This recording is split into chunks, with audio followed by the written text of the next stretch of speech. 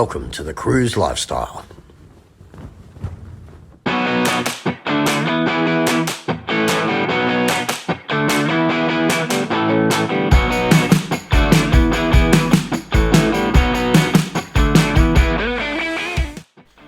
Hi folks, welcome once again to the Cruise Lifestyle. I am your bearded cruise director, Matt Halloran, and thank you for joining us. So this episode, we're actually going to sit down with Joel Katz. Joel is the Managing Director of CLIA Australasia. So CLIA is the Cruise Lines International Association.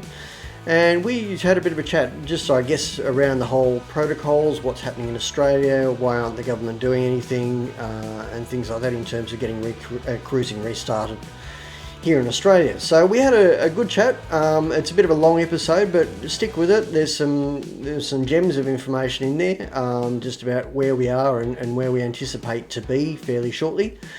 So sit back, relax, and I hope you enjoy today's episode. So the government is definitely, at the federal level, there is definitely a lot of chatter around cruise. Political intent seems to be there now. They're engaging much more fully with us than they were previously. So we can sort of see light at the end of the tunnel. The issue is still that the government tends to look at things in a very black and white way. Yeah. So, you know, and when you're talking about airlines, they can announce this week that air will restart and Qantas will put planes on in next week or the week after. Yeah. And we keep saying to the government, that's not how we work. Our lead times are 3-4 months. Yeah, that's it. So for those cruises that are due to restart in January, they need to know today. Yeah, that's it. And it's not that they need to know that on December the 17th, the biosecurity determination is going to be lifted. They actually need to know that they have permission to operate. Yeah. Not just the biosecurity determination. That's the health protocols. That's the working with the ports. That's the work with the destinations. That's understanding what each of the state's health departments' requirements will be, because no doubt, as we've seen through the pandemic, they each take a different approach. Well, that's a big thing, isn't it? I mean, the federal government can say, yes, you know, you're welcome to come, but with border closures and all that sort of thing, you've got to get every state on board as well, don't you? And at the end of the day, you know, I mean, cruising is a favourite pastime, but at the end of the day, the cruise lines are still commercial businesses. Yeah. It will cost millions and millions of dollars for them to get those, certainly the bigger ships, back up and running. They're going to get 1,000 crew members from wherever they're coming from. Make sure they're vaccinated, make sure they've had their double vaccinations, which in itself takes a period of time if they're not already vaccinated. Get them on board the ships, fly them to wherever they need to be, and as we know, there's still restrictions on flights. Get those crew on the ship. Presumably they'll have to go through some quarantine isolation process when they arrive on the ship, because, you know, as we know, the vaccines and the testing are not 100% guaranteed. Then get them trained on the new protocols, whatever those protocols are finally approved to be. Yeah. Because we know what we've proposed as the protocols, we know what are being used in other jurisdictions, we know what work. Yeah. But as we've seen again in Australia, the health departments may take a different perspective. And it's still all got to be signed off on. And exactly. Yeah. And then those ships, and we know some of those ships are in the Northern Hemisphere, some of those ships are in Europe. They've got to get all the way back down here. So before the cruise line can even press the button to start that process, they have to actually know that the ship will be allowed in to operate. And know that it's not going to change between now and then.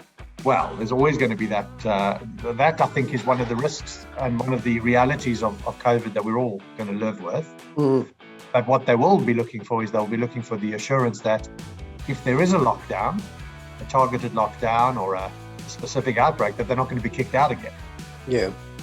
And what is the process? You know, how do they comply with those lockdown restrictions, and what is the impact on the ship? And if hotspots are declared, how will that be managed? There's so much more than what you see on the surface, isn't there? I mean, it's just exactly, and I think that's one of the messages that we are trying to get through to both the travel agent community and also the broader consumer base, which is it's not a direct correlation between the government saying yes, cruise can restart and and getting ships here. Actually, the ship arriving and operating. Yeah. And just because we're seeing light at the end of the tunnel, and just because there is hopefully the opportunity that the biosecurity determination won't be renewed on December 17th, we're not going to see cruising on December the 18th. We may not even see it on January the 18th. Yeah. Well, I mean, we're talking, what are we, end of October now, so 3 month lead time from now is the end of January, isn't it? Yeah. So those cruise lines that have itineraries in the market in January will be looking at their timelines very closely now. Yeah. And trying to determine what is that absolute cutoff. Yep. And I would imagine that you will very, very shortly see more postponement. I think Princess have made some changes today into February now. So it's I guess starting to happen, and we're getting to that point, aren't we? So yeah. And then we're talking February. So even if the biosecurity even if the government was to announce this week that the biosecurity determination is being lifted, or not being extended beyond December 17th, again, our message to the agents and our message to the customers is cruise is not going to restart on the 18th. It's not going to start in January. It will be February then. Yeah.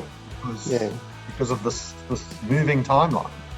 I guess it's a hard concept, I guess, for those that don't know the industry and don't know the lead times and the complexity of running a ship or a cruise line or whatever. It's very hard to understand, why does it take so long? Like, we got approval, it just doesn't work that way. And let alone itineraries and booking ports, and that needs to be done months in advance. That's another very important aspect, because again, depending on what the health conditions are that are finally agreed by the various state health departments, that will also dictate what the cruise lines can operate.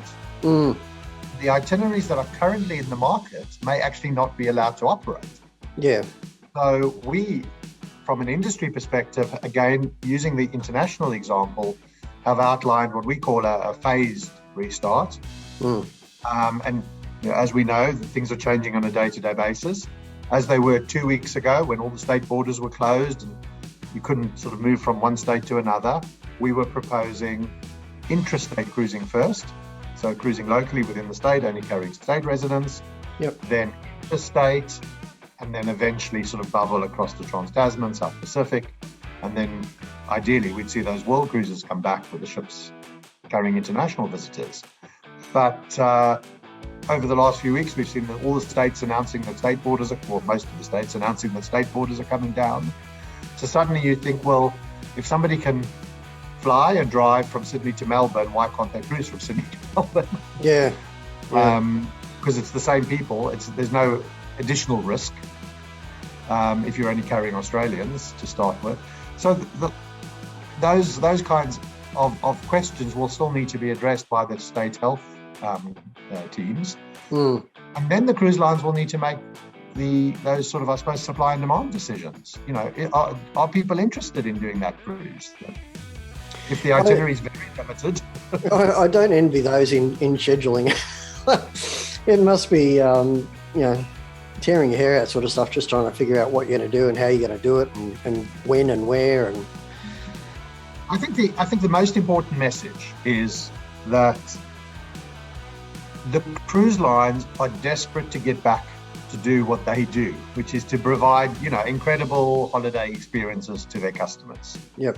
And that is ultimately the aim of what the industry is trying to do. And, without giving them too much airtime, but, some of the keyboard warriors who sort of post things on social or post things on, why are the cruise lines cancelling cruises? Why are they not offering that? I booked a cruise that goes to the South Pacific. Why aren't they letting me go to the South Pacific? Yeah. At the end of the day, the cruise lines would be doing that if they could. Yeah, that's it. They would prefer not to be cancelling cruises. But the uncertainty and that is why we've been campaigning so heavily about to have a pathway, because the lack of that pathway, the lack of that plan, and it's not only cruise. I mean, we've seen that in this country. We've seen that across most of travel and tourism. it makes it very uncertain. It makes it very unstable, and it creates pressure and anxiety for the cruise lines. It absolutely puts incredible strain on the trade, on the travel agents, and then the whole supply chain. Yeah. I was talking to we have a supplier group, so food and beverage suppliers, providoring logistics, who we've been working with again on some messaging and advocacy. And one of them keeps saying to me, Joel, do you have any idea when cruising can restart?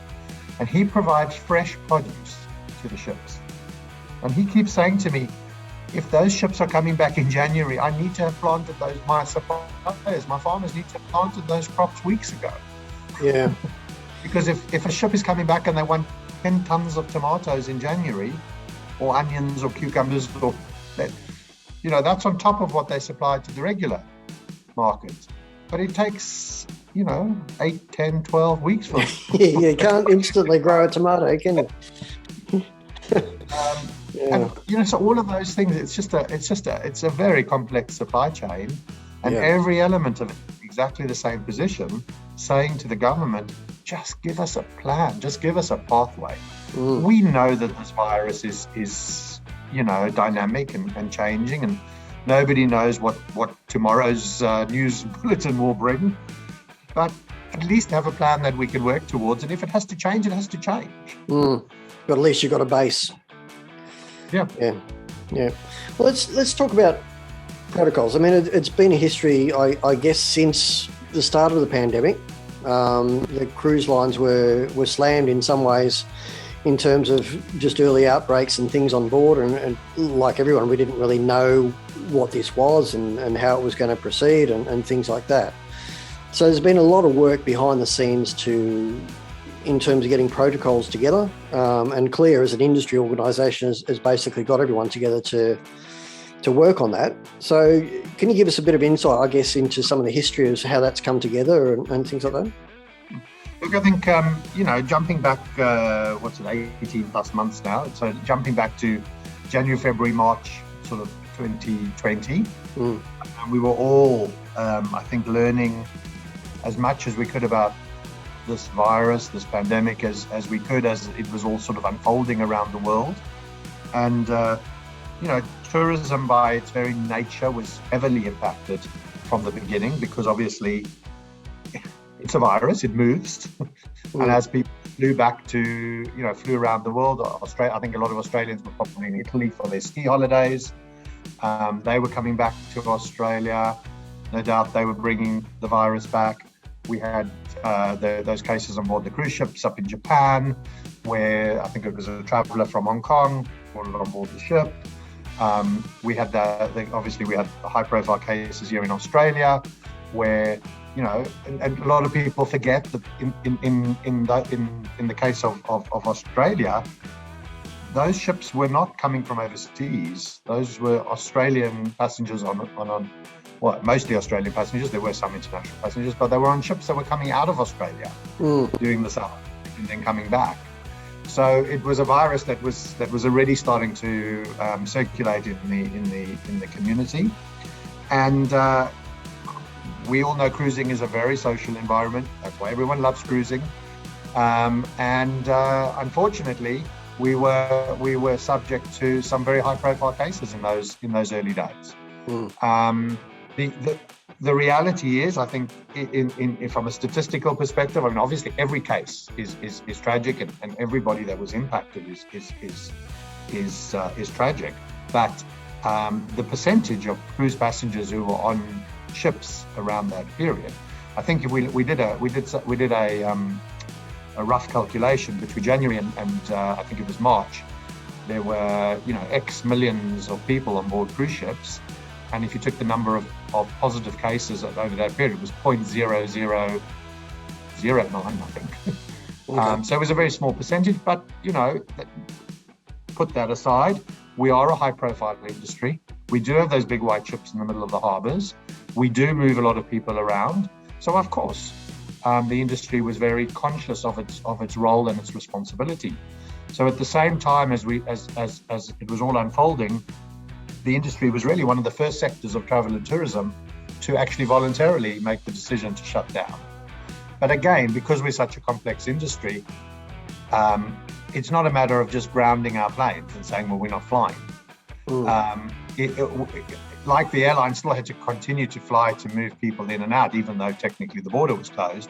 We still had, I think in Australia, we had 40 or 50,000 people on board ships in the South Pacific, Australia, New Zealand, who needed to be brought back into Australia and disembarked. So there was that process. And the industry then really put its mind to how do we stay on top of this virus? How do we learn as much as we can? And CLIA and the cruise lines together formed a number of working groups, committees, specialist panels, I suppose you could call them, to study and understand as much as they could, and obviously stay abreast of all what was a very, very fast changing situation. And through that process, we were able to develop what we call the core protocols, or the core principles, which have really underlined or underpinned the industry's response. And then working with the various governments around the world. So Taiwan was a very early start. They started back in June, July last year, one of the first countries to start. Singapore, November. Europe was sort of third, fourth quarter of last year. But again, as Europe went through first and second waves, they started and then they stopped. And that's one of the I suppose the key things is about that flexibility of being able to respond to what the virus is doing. Yep. And then obviously in the US, which is the biggest cruise market in the world, working with the CDC to go from that position where they had a ban on cruising to what then became the conditional sail order, and working with the cruise lines, working with the industry to understand how they can responsibly restart in a safe and a secure way. So taking those core principles and then adapting those core principles to the jurisdictional requirements. So whether that was, the US, the Europe, obviously the UK then came on board. Hong Kong has just started. I think Canada has said that they will allow cruising, but of course it's winter in Canada, so it will be the spring before we see ships arrive. Yep. And taking the core protocols, but customizing them to the local jurisdictions. And that's what we've done here in Australia as well. So we've taken the core principles, we've taken all the learnings that we've seen from around the world.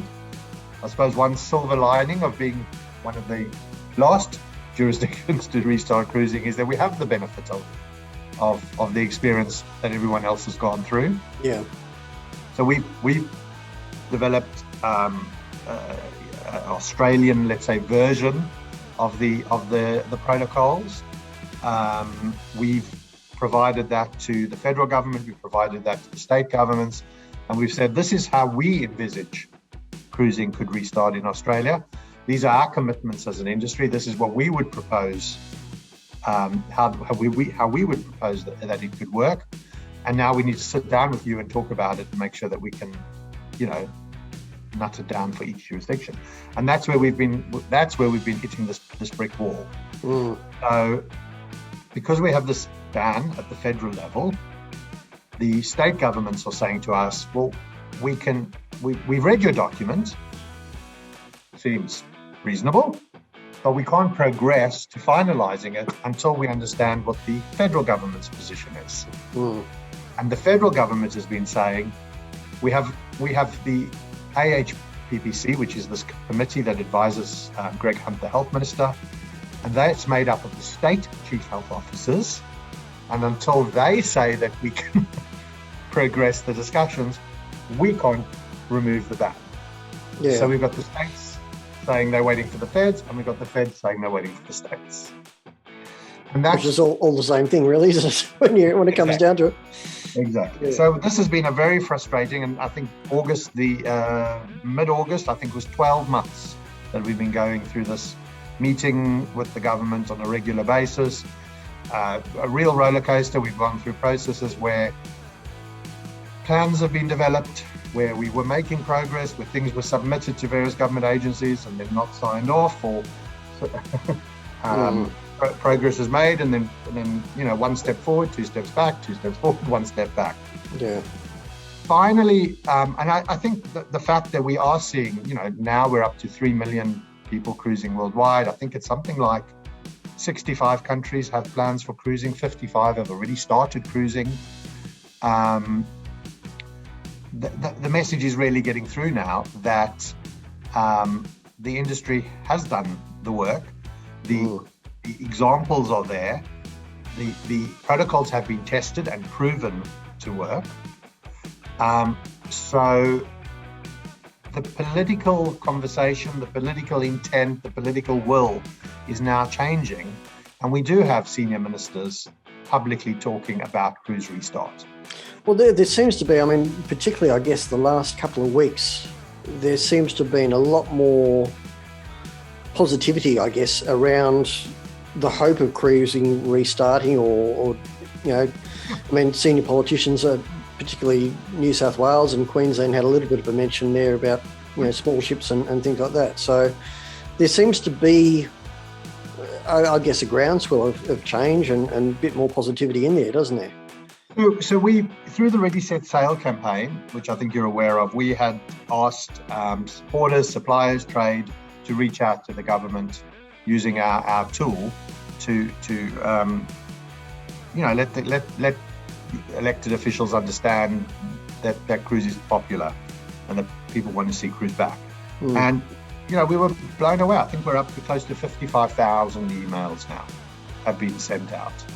Australians are passionate about cruising, that's for sure. Yeah. And through our research, they're telling us they want to cruise again. So whereas in the early days we had the response from government departments was, well, does anybody really want to cruise? Now we're actually able to demonstrate that in other countries they are cruising.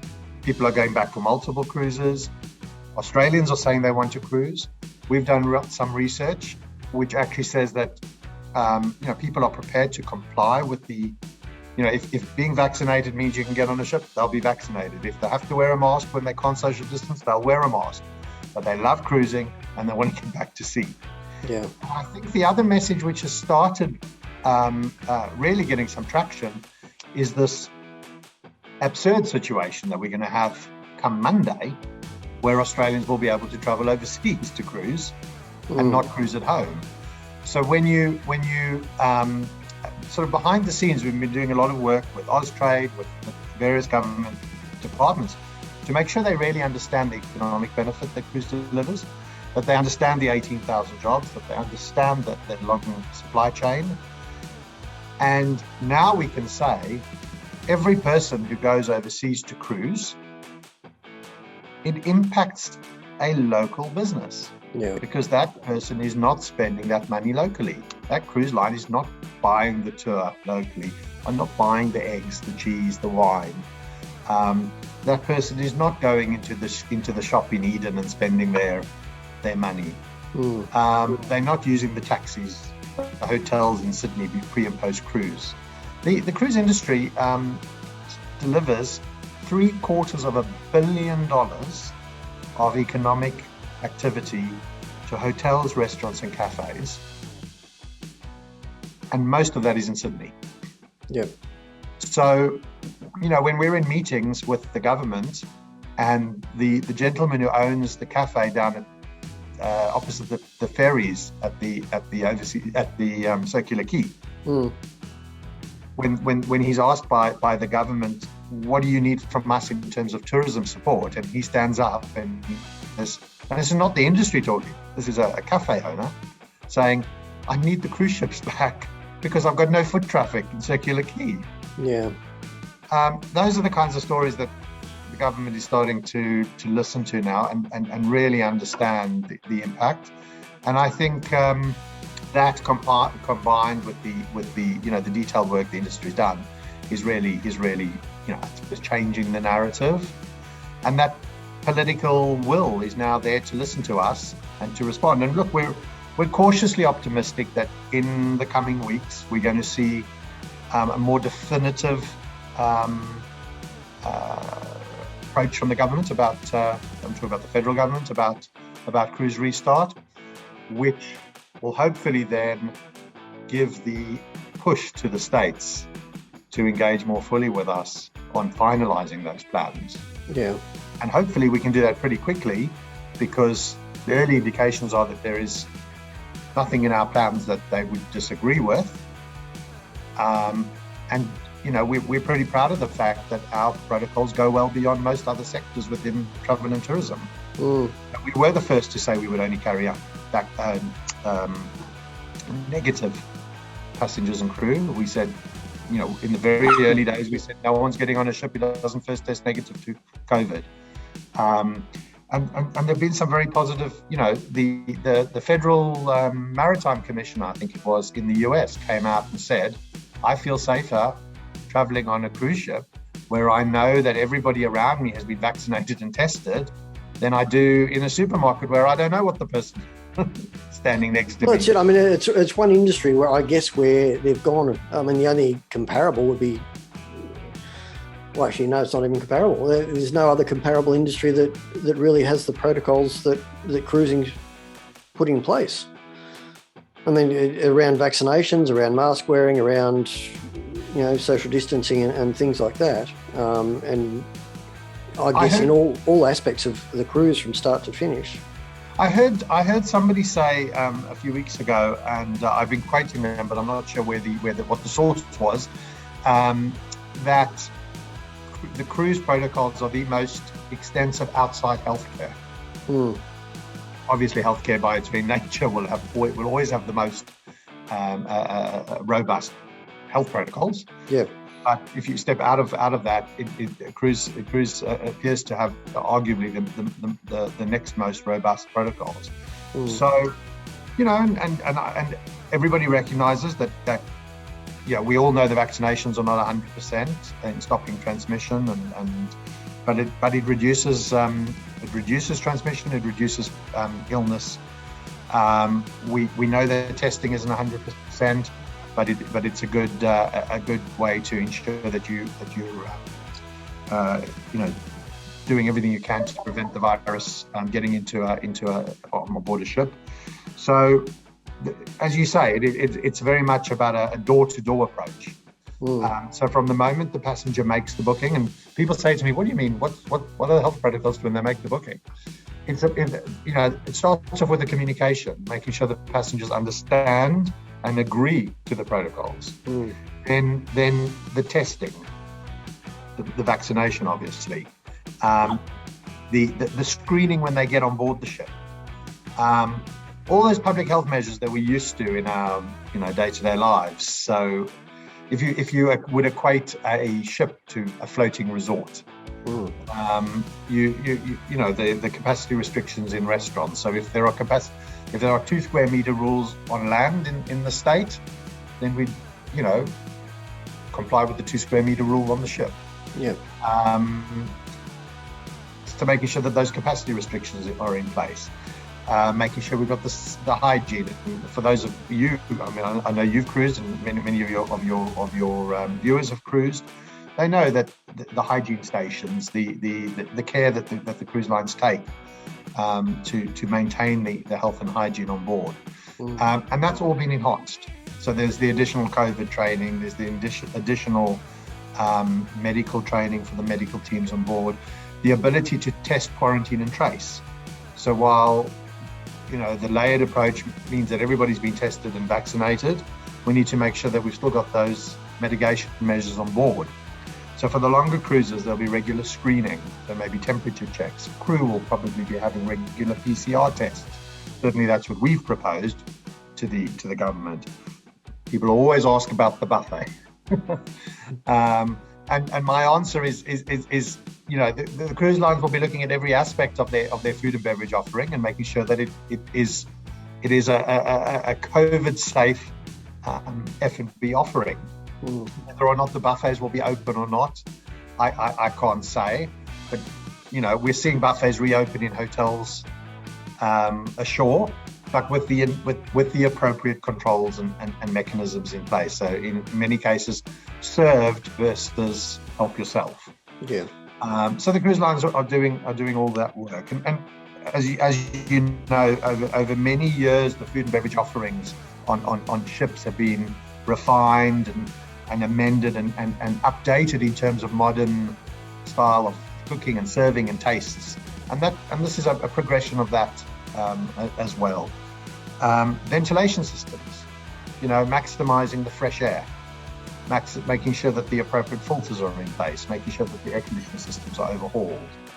And then, of course, behind the scenes, all the things that, cruise ships are one of those few environments where there's a requirement to have a medical facility on board. And we all hope that we don't see the medical facility on a cruise ship, but making sure that they are geared up, that they do have the necessary testing and quarantine and isolation facilities, making sure that the personnel on board are enhanced, making sure that they have the necessary skills to be able to deal with suspect cases. And then, of course, making sure that all the response plans are in place, because there are no guarantees, and we need to make sure that we are ready if there is a positive case identified on board.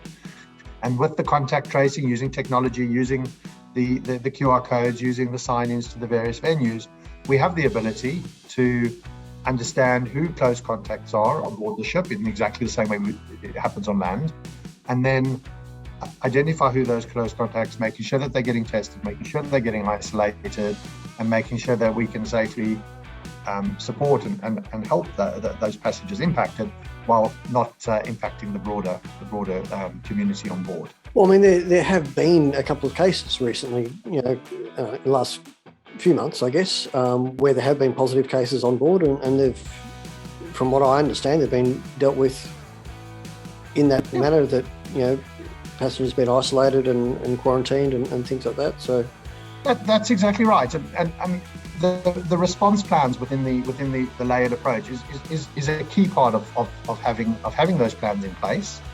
And what has been very pleasing is that they've demonstrated that the processes work, that the protocols have worked as intended, that where there have been positive cases.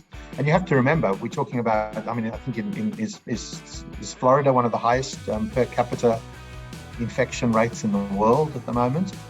I think more people are getting infected every day in Florida than we've had through the entire pandemic here in Australia. So you're starting off in an environment where the numbers are very high. And then when those, so the encouraging thing is that the protocols are working as designed. They're not creating seeding events. They're not creating mass infection events. And the vast majority of the passengers are able to continue, their cruise in a safe and enjoyable way. Yeah. Well, I guess fingers crossed for Australia, where, as I said before, it feels like we're almost there. There's certainly positive commentary, I guess, from politicians as well as media seems to be sort of getting there as well. The industry got smashed by the media earlier on, but they seem to sort of have turned full circle a little bit and starting to encourage the possibility. It's looking I think the key message is that we shouldn't take our foot off the pedal. The ongoing pressure that CLIA has been putting on the government, that our trade members have been supporting us to put on the government, and then through our trade members, the broader community, is really important and needs to continue. We need to keep pushing until we are in a position to be able to have a definitive start date. Yeah. And then even then, we may still have to keep pushing because we don't know what that will look like. And if we had a meeting. Our CLIA executive committee had a meeting with the tourism minister yesterday, and one of the things that we made very clear to him is that nobody is expecting that we would do anything that isn't following the medical and scientific advice. Our only request is that the medical and scientific advice takes into account the work that we've done as an industry and isn't being based on media reports from 18 months ago. And I think that is, when you talk about politics, that is often what happens.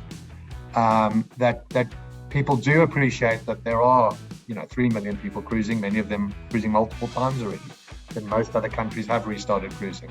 That the industry has developed very comprehensive protocols, and that the medical and scientific experts take that all into account in making their decisions.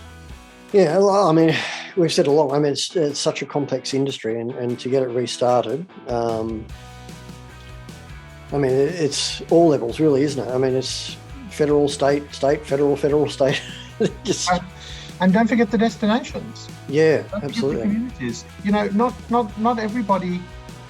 We still. I work very closely with Jill Abel at the Australia Cruise Association, and we deal with communities all the time who are concerned. Again, they have, as you said, we had some very high profile cases in the early days. A lot of it was blown up by the media, and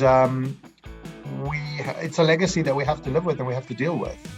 And it is about restoring confidence and making sure that the communities understand and are welcoming of cruise ships. We don't want to. A lot of times it's more perception than reality, isn't it? It's just overcoming those perceptions and being able to demonstrate to them that cruise can restart in a responsible way, and that we'll work with the communities, we'll work with the destinations to be able to support them. So just lastly, the Ready Set Sail campaign, is that something people can still get involved with? Yep, absolutely. The Ready Set Sail link is still available on the CLIA website. So if you go to readysetsail.com.au, the email templates are still there. You just put in your address, your postcode, and based on that, it identifies which constituency you're in, who your federal MP is, who your state MP is. You get a template of a letter. We really encourage you to customize the letter so that they're not always getting the same letter from everybody. Yeah. We encourage people to tell their own story. How is their suspension impacting you, your business, your family? And what do you need from the government? And then when you press send, it automatically generates the email to those people that have been listed. We can't always guarantee that they get the email because in many cases they block multiple emails and what have you. But as I say, 55,000 emails have gone so far, so we know the system is working. Some of the MPs have told us to please stop sending emails. That's a good problem to have. That means it's working and we need to keep sending those emails. Yeah, absolutely. All right, well, thank you, Joel. It's been a great insight into, I guess, what's happening and where we seem to be heading with it. So thanks for your time today. It's been excellent to catch up and have a chat about it. And fingers crossed, we're not too far away. Yep. Glad to be with you. Glad to have been able to sort of have a very, I suppose, frank and open chat with you. And as you say, fingers crossed. And hopefully we'll see some positive news in the next few weeks. And that'll give us more of a pathway forward. And we can get everybody back to work. Yeah, that'd be nice.